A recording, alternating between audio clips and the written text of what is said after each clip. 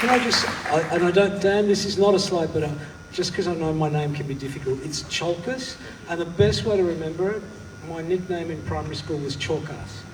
So that's... Tsiolkas. Tsiolkas. That's very Australian, right? And I'll bet there are still people who... What do you mean you can't hear me?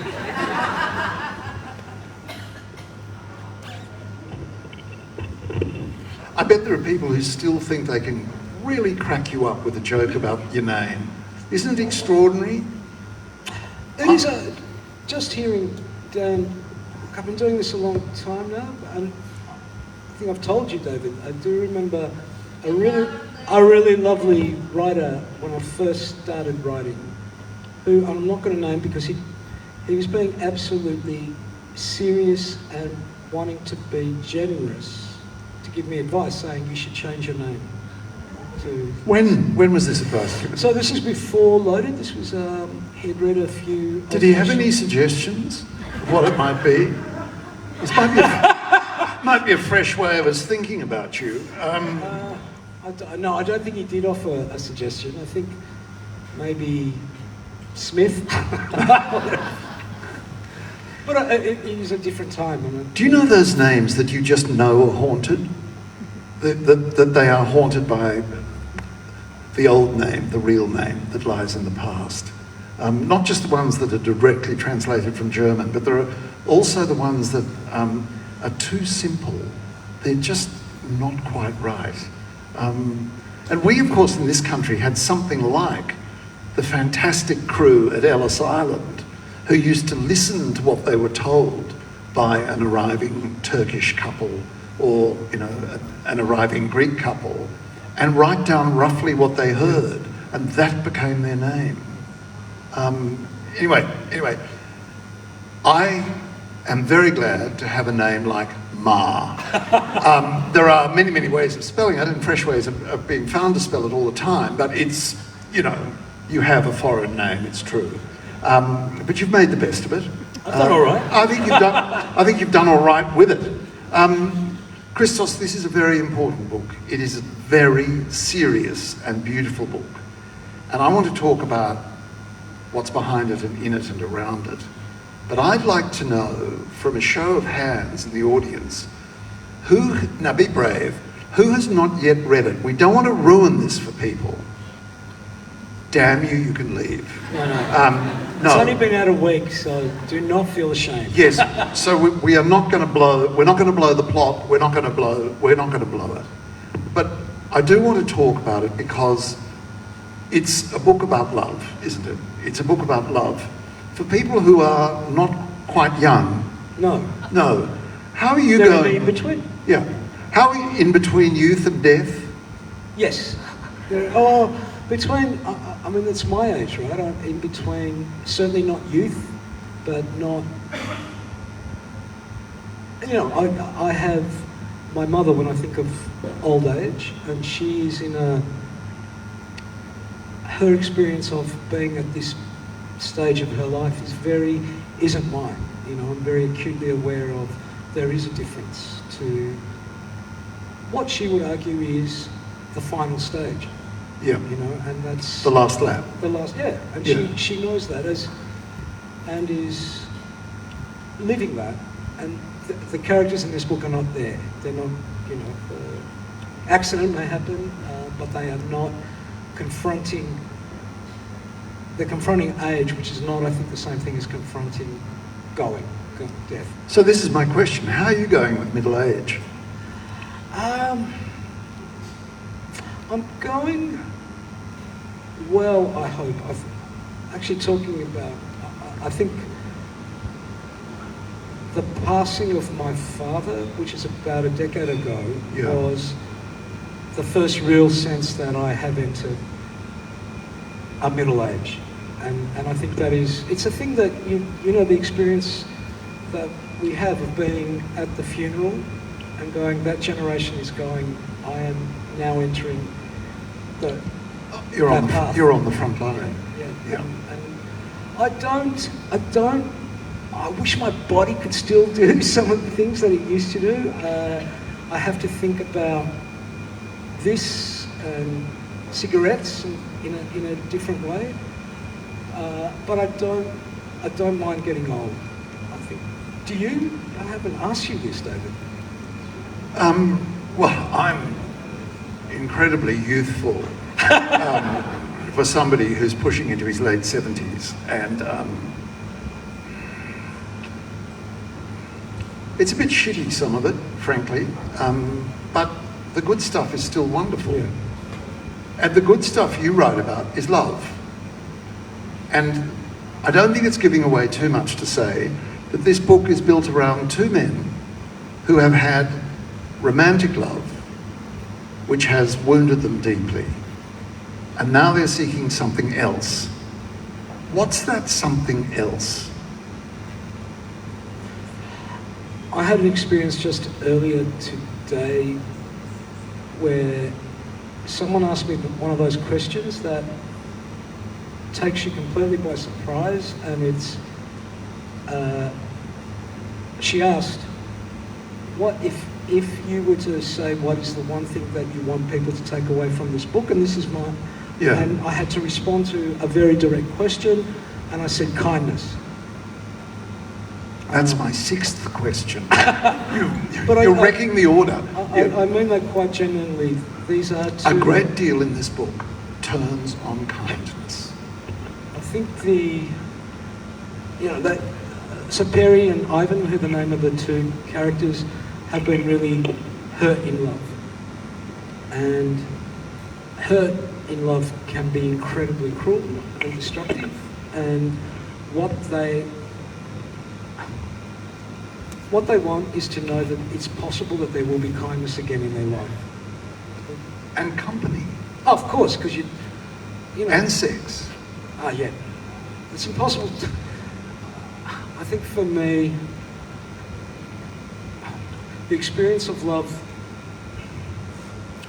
So this is it. I'm a writer of fiction, right? So there is, there is in every novel I write, there is of course autobiography, there is self, there is my experience, my obsessions, my wounds, my wanting to explore things. But it's Perry and Ivan's story is not mine. I've been in love, actually genuinely in love for 39 years now. And so Wayne's and my story is a little bit different to these two men. Yeah. But one of the things that Wayne and I have never given up on is the desire for each other. I think that's been core to how we live together, how we love together, who we are together. When I thought about writing a story of love, and I thought also about writing a story of taking the risk to know someone and who does not think the same way you do, who is not the same person, to take that risk again. I was also thinking there were like other friends I have whose experience of love has been completely different. They have shown me that it's possible to have 2, 3, 4 great loves in your life. And it was a friend a long time ago, and she gave me really sound and wise advice, or knowledge, who said, I am not regretful for the loves that have broken. It was hard at the time, but I learned something from each person. And her words, her voice were very much there as I was writing this book, David. Excuse me, David, do you mind if we just swap microphones very quickly? We've just got one that's I'm sorry. Oh, this is so much better. What a no, I'm expected to mutter. Is that how it's going to work out? Not happily at all. You speak in the book, there's an extraordinary line in the book where you talk about love that is not possession. What do you mean by that? When I said that this is not my story, that doesn't mean that in my experience of love, coming to a point of going, you know, I think we're going to forge a life together, and what does that mean? But I don't think you will ever step into the consciousness of another person directly. And that's the great fallacy of the romantic myth of love. And that you have to learn how to trust the person you love to have an independence. Yes. They cannot, you know, that you will not share in totality. And that took me a long time to learn, David. Like that's really fundamental and important and crucial to a real love. And that is an argument of this book, where two men who are in their 50s find each other. And one of the things they immediately start doing is truth-telling. Yes. Are we allowed any secrets in our relationships? Or must it be utter frankness? Because the truths untold do ferocious damage in this book, in the early lives of the characters. But are you arguing that everything must be told? Again, without giving away something that I think is really central, that happens in chapter 4. We will not talk about chapter 4 in detail. Yep. But I talked about this book for me being about how do we find our way into kindness. I think Ivan and Perry are men in their 50s who've grown up in a world of shame. Like that's, you know, that the nature of their love, the nature of their bodies, the nature of their desire is a shameful thing. Yes. And part of what they have had to do is learn how to try and emerge from that shame and learn from it and put it aside and break that. You don't ever do that in totality, right? I'm not a great believer in the notion. I think they have to be honest with each other about that, what they learned from those relationships in the past. But I'm not a great believer in being cruel in the necessity for honesty. I think that all of us have to make judgments about whether it's in love relationships, whether it's in friendship, whether it's in family. At what point do I understand that what I'm going to say is revealing something that will hurt this person and make them, damage them really, wound them really deeply. And I think I'm trying to, what's the great thing about fiction is that I can try and explore what that is. So I think Perry and Ivan get to a point of honesty and trust, but they are secrets that they will keep from each other. Yes, yes. And I think, I know I talk a lot about family, but that's, one of the characters is a grandfather and a father, so they are in family.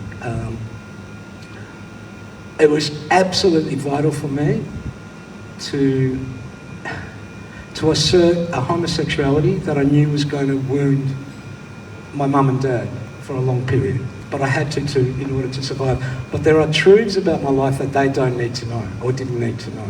Does that make sense? Absolutely makes sense. But this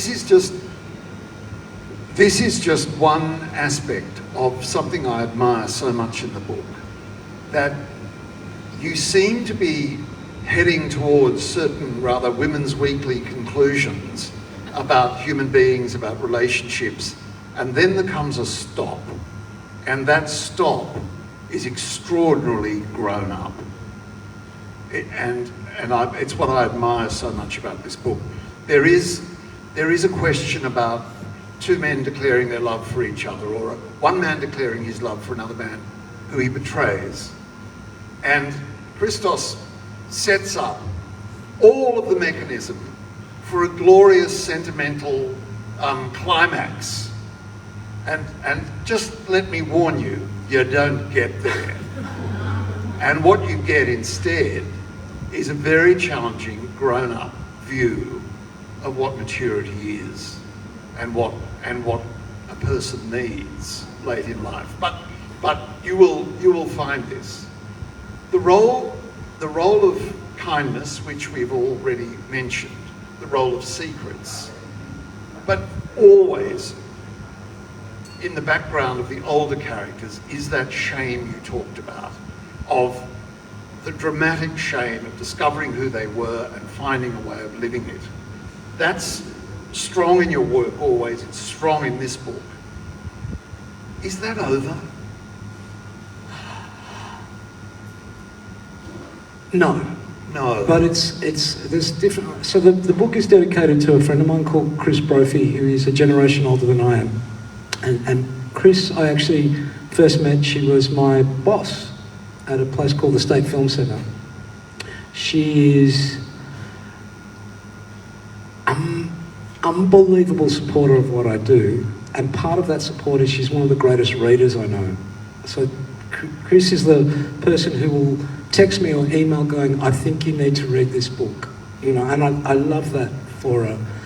And the dedication is of love for someone who has been a supporter and who understands why I love fiction so much. But she also, at a really important part of my life where I had done something, I had betrayed someone I loved, I hurt someone I loved, and I felt a deep shame about it. She was the one who said, welcome to being an adult, Christos. Right? That's that understanding that you can do that it's not all about what is done to you. And I had that experience of shame, of I'm ashamed of something that I cannot help, or, that is but actually to acknowledge that I remember talking about this with you with Damascus, a previous novel that is about religion. And the power of shame in religion. And having to juggle, and that's why I couldn't have written this book at 30, right? Is that understanding shame as both a destructive force, that in one's life, but also as a regenerative, as an important experience to go, I am responsible, I am capable of doing damage, I am capable of doing hurt, I am capable of being an absolute asshole to someone, right? Yes. That is difficult and absolutely lacerating, but really important for all of us to experience. And we live in a world now where I think we're not really good at acknowledging that. We're really good at pointing the finger about who is shameful, but not really good at going, where am I responsible? And it's not tangential that you are here sitting with me, because you've written a book about those complexities of shame in Killing for Country, right? Yeah. That is a shame that is important to experience and feel and understand. Wouldn't you say, David? Oh, absolutely. And the only way of dealing with it, because I'm a writer, is to write it. And I think we share that. You deal with it by writing. Yeah, and to your question, I will never ever feel that shame I felt as a 15-year-old, or of wanting to completely rip my body from my bones because I was so ashamed of being gay. Thankfully, that's not what I'm talking about. I don't have to deal with that. But what was interesting about creating these men is there are still moments of, being conscious. I look at my nephews and nieces and young kids in my life and I go, wow, you are living a way that is really exciting for me, but I can't walk with Wayne down the street holding hands. No, it's impossible, isn't it? Yeah. And can you do it with Sebastian? No. An arm around the shoulder, I think, is a compromised position in public, but not holding hands. But he wouldn't do it either, frankly. Frankly. And it's because it feels like I would be performing something. Yes. That is not true to the relationship. but also to how I have lived my life. You know, I am, you know, the shadows of shame, you know, that in that sense, David, they can never quite disappear. Yeah, yeah. But this is also a homage, is a saying goodbye to youthful beauty, to saying goodbye to to beautiful young men. Yes. That's chapter 4, if you want to turn to it immediately. You really enjoyed writing that, didn't you?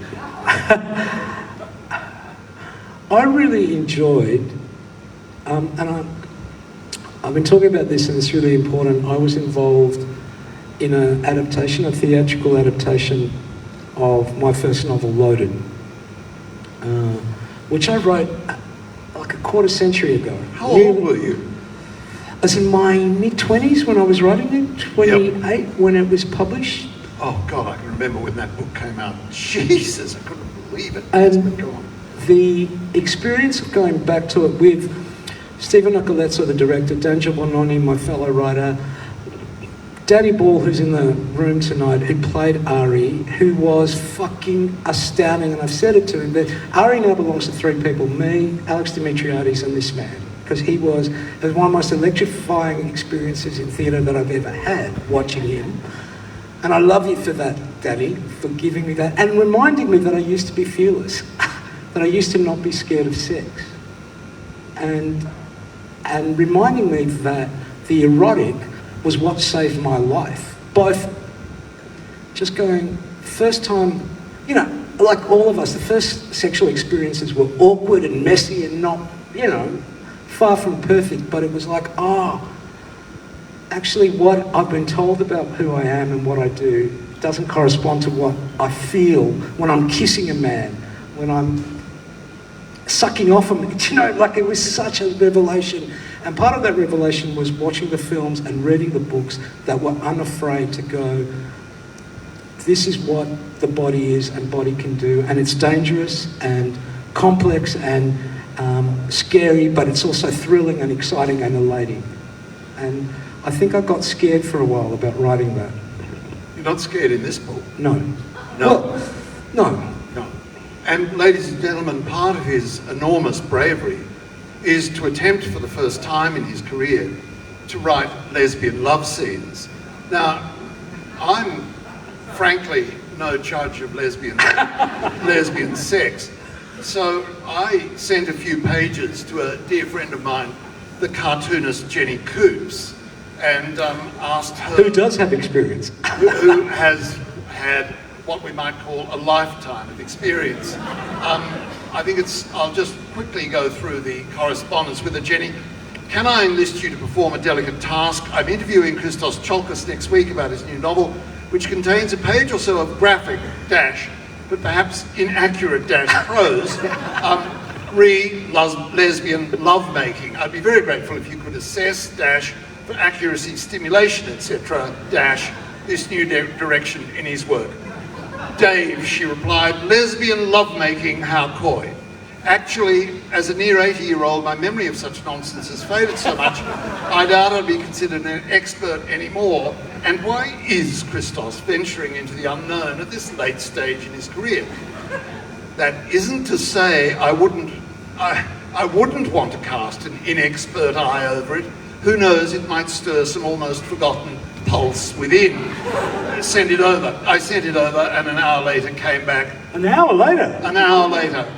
Not bad for a beginner, but I never liked the word engorged.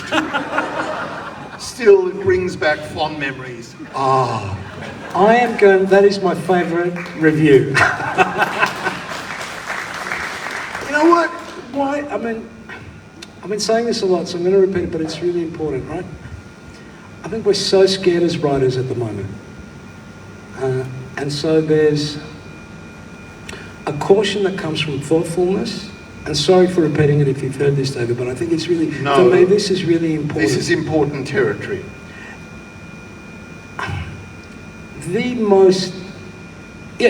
So There's a caution that is about really thinking through the challenges of what people have said about representation and how you write.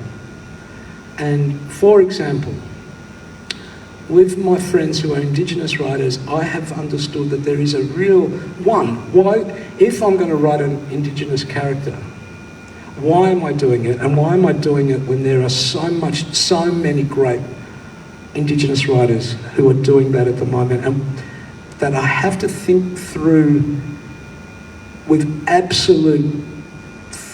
with thoughtfulness, with care, with clarity about what you're attempting to do. I don't say that's impossible, but it is a challenge that I think is important for all of us who are not blackfella to respond to. And there's, that's an example of something that you can think about with a lot of questions of representation.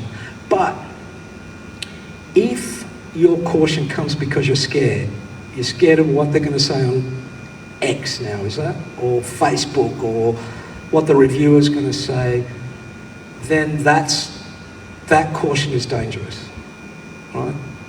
I said this, I've been saying this for 30 years. One of the best guides in my life was reading an essay that was translated from the Greek, which was translated from the Turkish, of a Turkish writer, female, who said, if you're going to dare, and that was the word that was translated, dare be a writer of fiction, then you have to be bisexual. You have to be able, and she didn't mean who you're sleeping with. She meant if you don't think you have the ability to write in the consciousness of a woman and a man, then you've got no business being a fiction writer. Yep. And I think there is something important and difficult and complex in that challenge that has been with me all my writing life. So when it came to writing Lena and Vera, I thought, this is a book about love, and these two women absolutely love each other, and part of that love is an erotic love. So I'm going to dare write lesbian sex. So to hear that I'm done okay for a beginner, I'll take that. High praise from her. Christos, what is about at the moment? What is in the air at the moment that is disapproving once again of the candid depiction of sex, either on the screen or in books, perhaps even in painting as well? What's in the air again? Okay, so to what I was talking about before, there is a caution that is thoughtful. So it's really most clear to me by my friends who are filmmakers, because you're actually dealing with real bodies in real space and real time. So now the question of asking actors to reveal themselves, to be sexually explicit on screen, I think it's absolutely possible and important, and it can be done, but it has to be done with that thoughtfulness, right? Yeah, has to be done well. But I also think there is a strain of Puritan, I don't know, I always say this, I don't mean to be dismissive. I actually, when I was working on Damascus, I came to an absolute respect, if distance, from Protestant history. But man, David, I'm not a Protestant.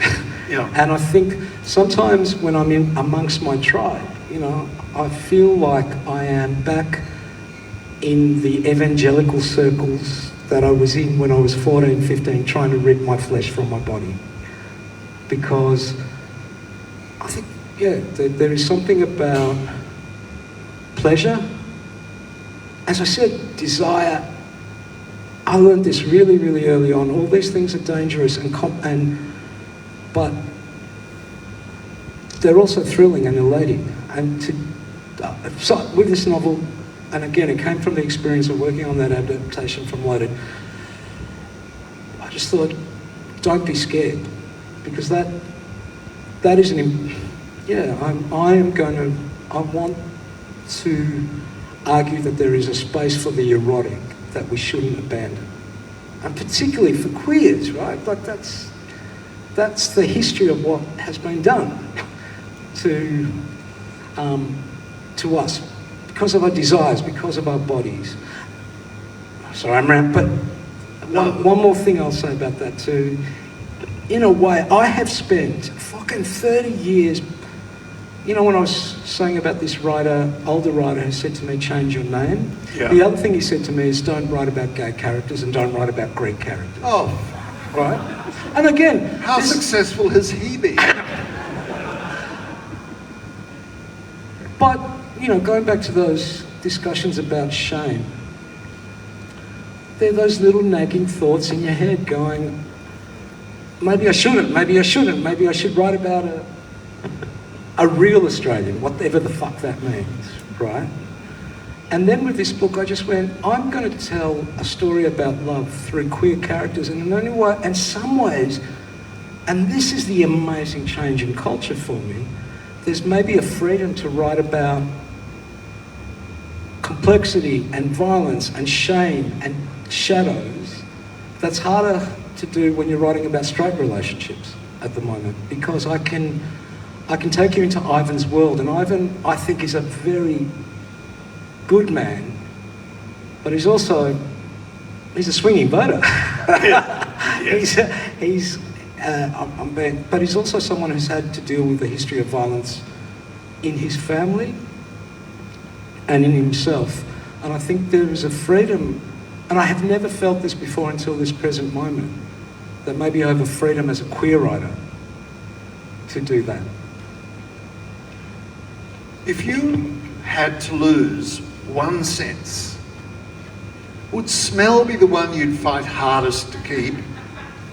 You write so beautifully about smell. So, well, there are two things that I first responded to when I met Wayne, and one was his voice, and one was his scent. I love smell, and it's... You do, you clearly do. I just think it is one of our ways, and that is I think that is the thing about the erotic, right? That is one of the ways we enter. You know, when I was, because I haven't been on the dating apps and I haven't been on the, like, kind of when my friends were showing me, just as I was beginning the book and going, okay, show me how it works. And it was like, okay, that's a really nice cock, but how are you meant to respond? Like, what are you responding to? What I responded to was scent. And it's one of the freaking tools we have as writers are our senses. Like, how does David sound? What does... Like, if I'm going to describe you, I want to use all my senses, David. Yeah, to make your characters live and to make them real. But smell is regarded by so many writers as kind of rough or something, but you let us smell your way through your novels. It's an extraordinary experience. I know how your chief characters smell, and at times even the author will admit that the smell is disturbing, disruptive and unpleasant, but nevertheless he's drawn to it. I have a big thank you that I have to say to Jane Palfreyman, who's been my publisher and editor. What from the is get-go. the segue from smell to Jane Palfreyman? She's really good at going, okay, enough smell. You should read the second draft. It's much smellier. So thank you, Jane. I'm not complaining. I just think it reminds me as a reader how completely you capture character. Look, one of the things in the book that was really important to me was to talk about language, right? So Perry is Greek-Australian, Ivan is Serbian-Australian, Lena, who is the third character, is a French woman living in Athens. And why did I create that? Because they're the three languages. One I know, some critics may disagree, but one called English I think I know very, very well. Well, it's not bad. The second one is Greek, which is my first language. I don't have an academic knowledge of Greek, but I do have a sense of Greek. I can read Greek. So in creating Perry, I could use a resonance of what Greek is. And the third is high school boy French, right? But a language I do love, and, you know, I dedicated the Patrick White book to Yaroslav Havia, who was my English teacher in Year 9 and in end of school, who gave me one of the greatest gifts possible. He shared his love of French literature, because I think, certainly he could see that I loved reading, and that's one of the greatest gifts I was ever given. And I think he sensed something about I was searching for something, and that I could find it in French literature in a way that I couldn't find it in English literature. And when you read the French, so you talk about man smell, régionné, right? Région Genet, who is about smell and the body and the erotic and danger. I'm following great, great. There's nothing new that I'm doing. It's because I've been really lucky with who I've been inspired by. Do you ever reflect on the difference between the voice that we have heard tonight, reflective, nuanced, quiet in many ways, and the voice you write in, which is less doubt, more head-on? Yeah. I mean, for you, head-on. Head-on is the spirit of Tsiolkas. You go head-on into these things. But you talk in this very reflective way. I'm not saying that, I just find them interestingly different voices. I think the question of doubt began with a book called Dead Europe, which was my having to confront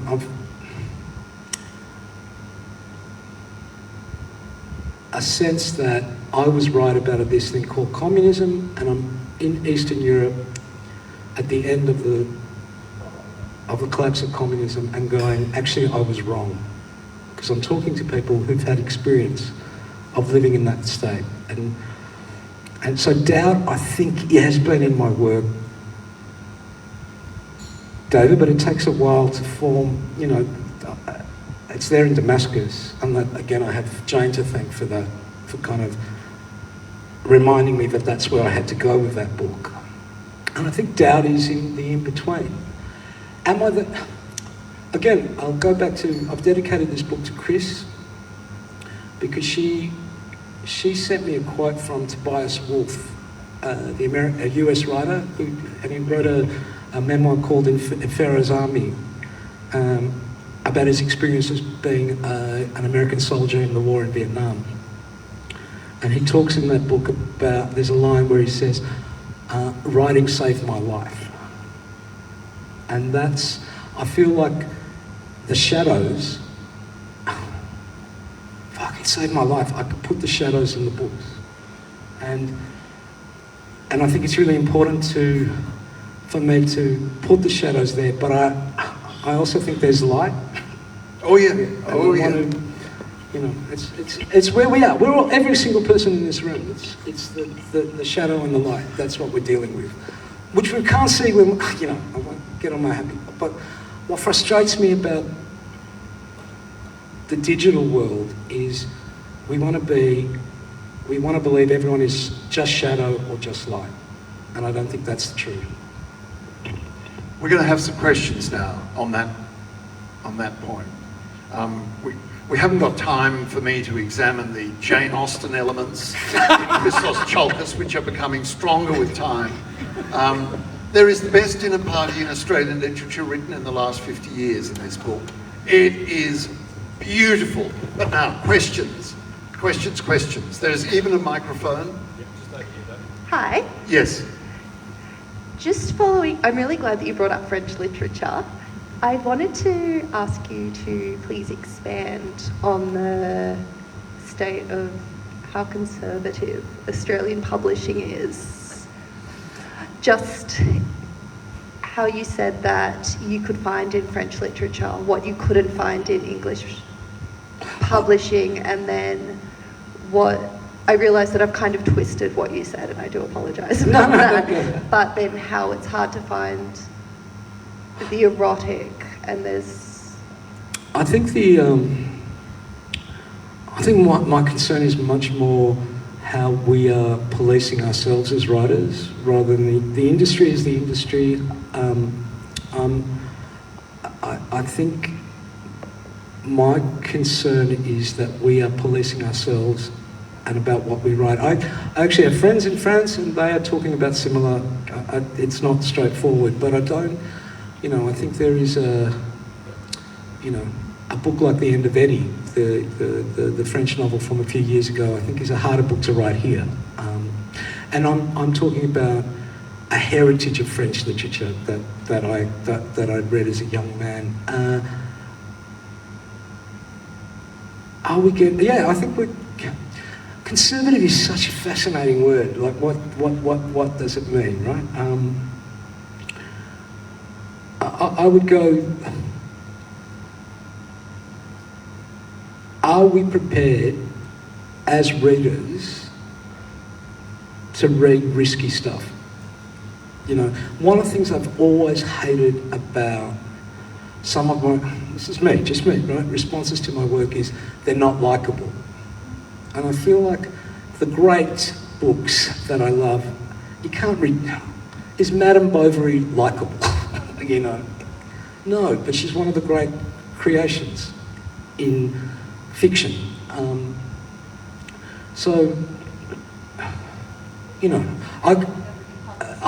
We'll go for a drink and I will talk to you about, I would love more poetry to be published.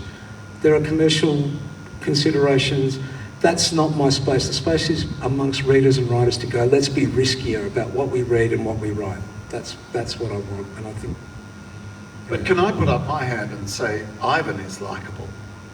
Ivan is beautiful. Ivan is an impressive man. Your characters are... Yes, you have horrors, but you have impressive, beautiful people. Thank you, sir. Thank you for... You do. What is this?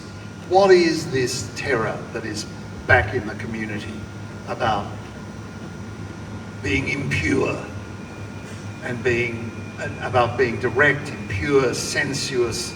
Anyway, it's a huge question. Are you on Twitter? Do you follow what anybody says on X? I am not. I have never been, and this I don't mean this. Give a shit. Yeah, I just realised really early on. I was on Facebook right at the beginning. This is how old I am. Right at the beginning of it, for 2 weeks, and I remember saying to Wayne, oh my God, it's making all my friends sound like that they're really neurotic 15-year-olds. and I haven't been back since. I'm, in terms of your question about publishing, I'm freaking lucky. I didn't need it, and I know for younger writers, it's the world, right? But I find it I don't know, someone rang me the other day really upset because they'd been asked to write something about what's happening in Israel and Palestine on X, and it was like, for fuck's sake, how many characters are there? Like, what? Yeah, if you want to write an essay, I want to hear from people who know about that situation. I don't want to hear some fucking opinion. Sorry, I get really angry about that. I want to hear people who know. Questions? Back there. As a fellow Gen Xer, Do you think we're putting ourselves between a rock and a hard place when we consider ourselves to be in-betweeners? Ooh. In between a rock and a hard place. Well, dying's pretty tricky. David asked me really early on about aging. I really worry about the body collapsing. I don't want to be an ill person. I don't mind being the old bubble on the porch, watching the world go by, and just kind of going, I've had my, and it's exciting when I'm with, I'm having conversations with my nephews, nieces, young kids in my life, and they're living in it's a completely, the example I've used is the same-sex plebiscite. I had never, ever thought about gay marriage or same-sex marriage. Never crossed my radar. In fact, if I thought about marriage, it was to say I'm going to support my straight friends who have chosen not to marry. Why would I? All that, the arguments, Gen Xer, right? But they were so passionate about it, and I thought I've got to step away. This is their struggle, their part. There are things I'm going to learn from them. Right? What I love is when my niece comes over and discovers Jesus and Mary Chain and goes, "You've got the first album, can I take it?" And I go, "I am so excited you love this music." That's what I want to introduce you to. And that's, like Mr. Hadir, I reckon there's a lovely role. It's an aunt's role, it's an uncle role, to just go, this is what I loved. If, I hope you can listen to it and understand why I loved it. I'm going to be talking to Jane Polfrinan afterwards, and I would hope that you would give me a helping hand on this. How do I put this nicely? I don't recognise much of the music in your books. I come from a different musical world, and I was wondering if you could supply, with copies of your books, a tape or some other device which would allow you to click on to the song when it's mentioned in the prose, because quite clearly my friend, your book is written to music. Do you still have a device that you can play CDs on? No, but I could get one. I'm going to make you a pick them up mixtape. on Gumtree. Okay, so one of the great pleasures in my life, I do a radio show every Tuesday on a community radio station in Melbourne where it's me, Clem Bastow, Casey Bonetta, and we play music. Music is that's one of light. That's a source of light for me. Always has been. I feel like, and community radio, man, it was where I got introduced to a new world. It really went, being in a suburban school, when Triple R, which is the radio station, started in Melbourne, I heard people talking about disarmament rallies. I heard people talking about the violence of the cops against queer people. I heard Patti Smith. I heard music that freaking changed my life, and I am absolutely grateful for that. It is generational, isn't it, David? Look, it is. It is generational. But I reckon it's also a great commercial idea. And Alan and Unwin are always on the lookout for money-making products. Now, questions? Question. I think we should have a question, because otherwise I will start asking about the Jane Austen aspects. Come on. In between. There's a...